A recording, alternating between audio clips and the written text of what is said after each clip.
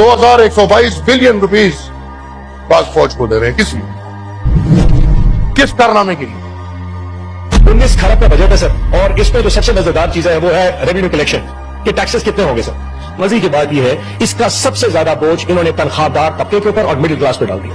हुआ क्या, हमें इन्होंने कहा जी कि 20% तनख्वाहें बढ़ा दी। कल से सारे सरकारी मुलाजिम बड़े कुछ ही बड़े कमाल चीजें, थोड़ी कैलकुलेशन, दूसरा पाकिस्तान को भी पता लगे इशू क्या है। एक वो शख्स जिसकी 1 लाख रुपए तनख्वाह है सर, 12 महीने में वो 1 लाख अपना 12 लाख रुपए कमा लेता है।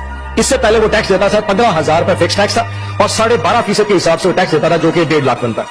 इस दफा हुकूमत ने क्या किया, उन्होंने फौरी तौर पे टैक्स बढ़ा के उसको अब 12.5% था उसको 15% कर दिया, 1,80,000 रुपया, और फिक्स टैक्स कर दिया 30,000। ये हो गए 2,10,000 रुपए। सो इससे पिछले साल जो टैक्स देता था 1,65,000, अब टैक्स देगा 2,10,000, फर्क आ गया सर 45,000 का। इन्होंने कहा जी हमने 20% तनख्वाहें बढ़ा दी। 20% तनख्वाहें बेसिक पे बढ़ती है।